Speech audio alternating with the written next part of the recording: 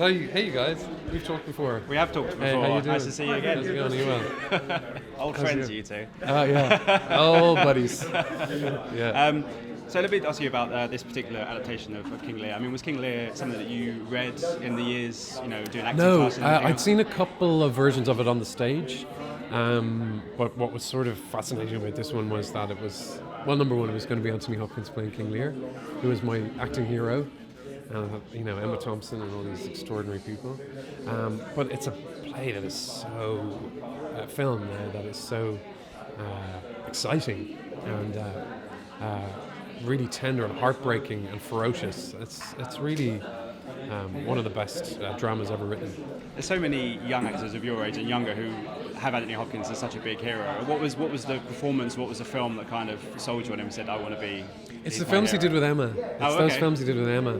The Remains of the Day, and Howard's End, and he made Shadowlands, and those films in the 90s that he made. I mean, he is, to me, just the best actor that I've ever worked with.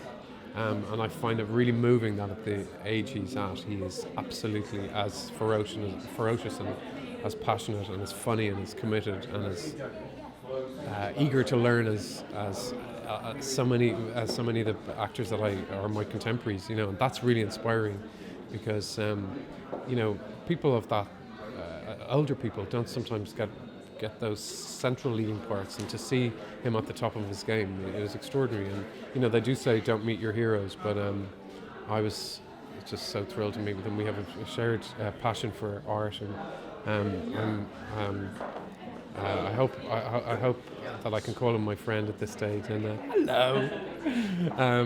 So it was incredible. And what a cast! We have this unbelievable cast that I don't think you'd ever get on stage.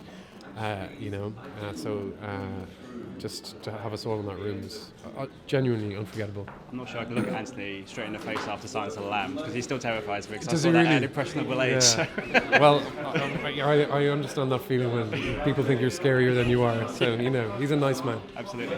Just finally, I know there's been talk of a Series 5 of Sherlock, but I know that Benedict and Martin are now in this huge cinematic universe and Marvel and everything else. I mean, is that something that interests you if a call was to come for the Marvel or the DC or any of those kind of big franchises, or are you happy doing what you're doing right now? You never say never. My interest is always in trying to do as many different things as possible. As long as it's a sort of an individual voice in those things, and I do think like with films like Black Panther, and they have something to say as well as being popular entertainment. So if it's got something to say, and of course if the part is interesting, then I'd be happy to do it, and just to juggle all those different things.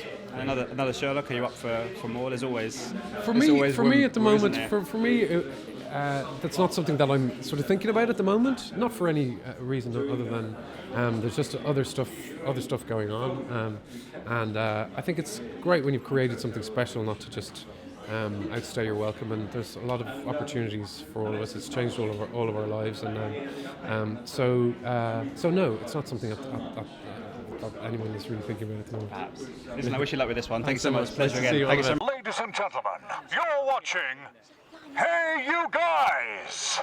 Hey You Guys, huh? Hey You Guys. Is that from the Goonies? It is indeed, yeah. Nice. Hey